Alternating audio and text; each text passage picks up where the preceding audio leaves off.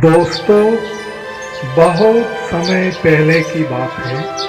जंगल में एक वृक्ष पर बहुत से पक्षी रहते थे। सबने बरसात का मौसम शुरू होने से पहले ही अपने अपने घोंसलों की मरम्मत आदि करके उसमें दाना पानी भर लिया था। जंगल के दूसरे जीवों ने भी ऐसा ही इंतजाम कर लिया। देखते ही देखते बरसात का मौसम आ गया और मूसलाधार वर्षा होने लगी। सभी पक्षी आराम से अपने घोंसलों में बैठे थे। अचानक ना जाने कहां से एक बंदर भीगता हुआ वहां आया और एक डाल पर पत्तों की आड़ में दुबक गया। वहां ठंड से बुरी तरह कांप रहा था।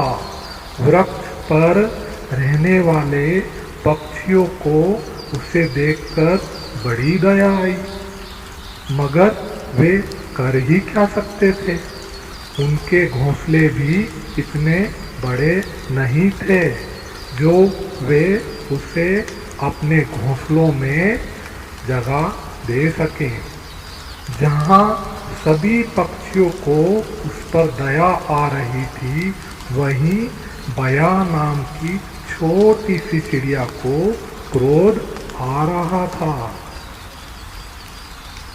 वह सोच रही थी कि कैसे मूर्ख हैं ये बंदर। ईश्वर ने हाथ पैर दिए हैं, अगर चाहें तो अपना घर बनाकर आराम से रह सकते हैं, मगर इन्हें तो सारा दिन हुड़दंग मचाने से ही फुर्सत नहीं मिलती।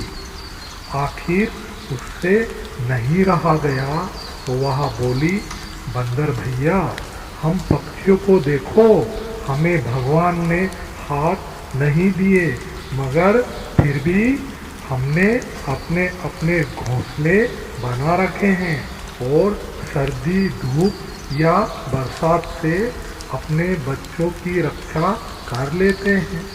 तुम्हें तो भगवान ने हाथ भी दिए हैं और पाँव भी। आप लोग सारा दिन शैतानियाँ तो करते रहते हैं, मगर अपने लिए धूप बरसात से बचने के लिए घर नहीं बना सकते।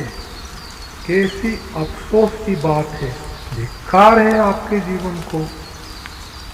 बया की यह बात सुनते ही बंदर को क्रोध आ गया। उस मूर्ख ने यह बात नहीं समझी कि बया को उसकी ऐसी हालत देखकर कष्ट हो रहा है। उसने समझा कि बया उसका मजाक उड़ा रही है। बस फिर क्या था, एक ही छलांग में वह बया के घोंसले वाली डाल पर पहुंच गया और क्रोध से थर थर कांपते हुए बोला, बया की बच्ची, तू अपने आप को बहुत सियानी समझ रही है, बड़ा घमंड है तुझे अपने घोंसले पर, तो ले। कहकर उसने झपट्टा मारकर बया का घोंसला तोड़ दिया और जमीन पर फेंक दिया। घोंसले में बैठे बया के छोटे छोटे बच्चे चित्कार करने लगे। बया भी जोर जोर से रोने लगी।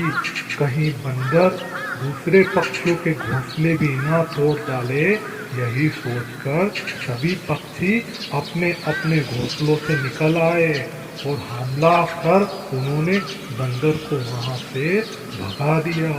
इसलिए कहा गया है कि मूर्खों को सलाह मत दो।